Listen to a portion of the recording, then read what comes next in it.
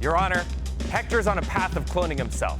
You think Hex? Well, this is Quad Hex, and I'm about to prove what he's trying to do right here. Oh, Call of Duty League is back, and so is Cold War, at least digitally. This year, some stuff is the same, but a lot of it is different. So let's get you caught up on everything that's happened this offseason and get you ready for kickoff weekend. But first, hit subscribe to get notified for all your Call of Duty League updates. Okay, 2020 was the inaugural season for the new Call of Duty League. The artist formerly known as the Call of Duty World League was dissolved by Activision Blizzard in favor of the city-based franchising league. Basically, the publisher wanted Call of Duty set up like Overwatch or League of Legends, which has a franchise sports league feel. So, there was a new league structure, new Modern Warfare game, new YouTube exclusivity deal, and all was going well. So they thought. Each weekend, there's a LAN event at these different host cities, then all of a sudden, COVID hits. CDL pivots to online play, there's some hiccups. Teams start lagging out in the playoffs, it's a whole thing.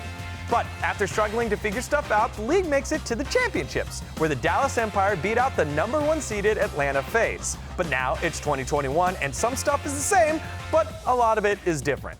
First, we have a new format. 2020 is based around weekend homesteads, or home series, which are basically micro-tournaments hosted by one of the 12 teams in the league. Teams would earn CDL points for each win at these homesteads that determined their seeding in the championship event. Now in 2021, after 3 homesteads, there will be a major, where there will be, major CDL points that are up for grabs. So the homesteads are going to function like group play sections for each major. Points earned in the homestead will determine your seeding in the major. Majors, extremely important. Homesteads, less so. Got it? Good. Next, one of the biggest changes this year is the transition back to 4v4 rather than 5v5 that has been played since the 2019 season and Black Ops 4. 4v4 is how most of competitive Call of Duty has been played over the years, and pretty much everyone agrees it's better than 5v5. It's less chaotic, less clunky. Players aren't just running into each other at every corner with bodies flying around every hard point. I mean, look at this. Go, get in, they're able to get in. Everybody is into the point, 247, it's madness inside. Rocker, they do it. But the problem is, all of the teams had bolstered their rosters for the extra player during the 5v5 period in the foreseeable future, and now have been forced to drop players. So we're going from 60 starting jobs in the league down to only 48. That's 12 people now out of a job. As a result, Paris Legion, London Royal Ravens, Minnesota Rockers, Seattle Surge, Toronto Ultra, and others have dropped 4, 5, or even their whole entire rosters. Now, free agency has been a mad dash of roster swaps, and all the teams look pretty different. And the biggest offseason swap wasn't actually players jumping from team to team, but 100 Thieves entering the league as a new franchise. There's a lot of Call of Duty history behind this move, and it's going to be feeding a lot of the drama that we're going to see unfold. So let's break it down with the Hector Rodriguez Hex Optic Gaming family tree. Flashbang! Bah! So, back in 2014-2015, the Optic Gaming brand was owned by Hector Rodriguez, or Hex, with the stellar lineup. And obviously, he couldn't have 4 of him here, so you might know a couple of them. Nate Schott, owner of that clothing line, 100 Thieves. Kidding. Please, 100 Thieves fans, I was just kidding. Scump, Formal, and Crimsix. That team was pretty good, placing 3rd at the Call of Duty World Championships and winning gold at MLG X Games. Yes, there were Call of Duty at X Games. It was the whole thing. Now, the Optic brand was not only legendary for their skills, but its vlogs, YouTube content, and the green wall, a term to describe their passionate fan base, which by far is one of the best fan bases in gaming. Now, fast forward to 2020, and we have this new franchise league. Hex, no longer at Optic, he's actually over at Energy with his boys, Scump and Formal.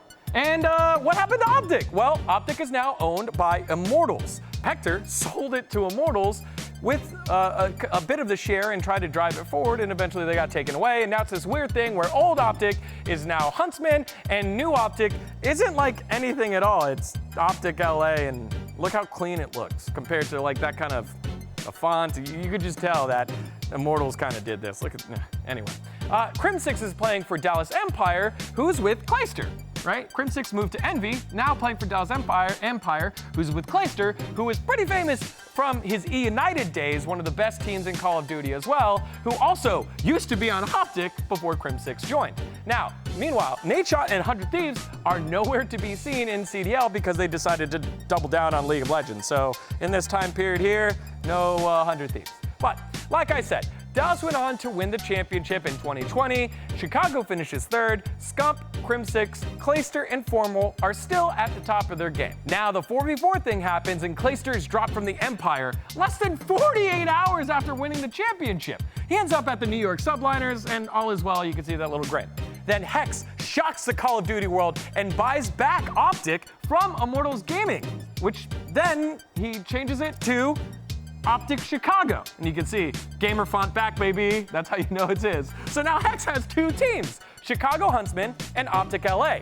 You can imagine league rules say that you can't have two teams. So Hex changes this Immortals Gaming Club Optic Gaming to Optic Chicago and then sends the Chicago Huntsman slot over tier to his buddy, his homie, his protege, 100 Thieves and Nadeshot. So they rebrand it to LA Thieves. The Huntsman roster becomes Optic Chicago, and the old Optic roster, Optic LA, then becomes the LA Thieves. So now we have all these crazy storylines with all these old teammates in different places competing against each other. Crim6 versus Clayster, versus Scump, and Formal versus Nadeshot. It's going to get really interesting in 2021, and it all starts this weekend at the CDL kickoff. We'll get Crim6 and the Dallas Empire against Clayster and the New York Subliners in the opening show match on January 23rd, with Optic and LA Thieves on January 24th. No CDL points up for grabs, but this is just the beginning for the CDL 2021. Thanks everyone for watching VENN Esports. Hit subscribe for more Call of Duty news and let us know in the comments who you think will top this rivalry. Hey, thanks for watching VENN Esports. Make sure to hit that subscribe button below and explore other videos. In fact, click on the ones on the screen right now. This one and this one. This one was pretty good, but this one's like my second favorite. My first favorite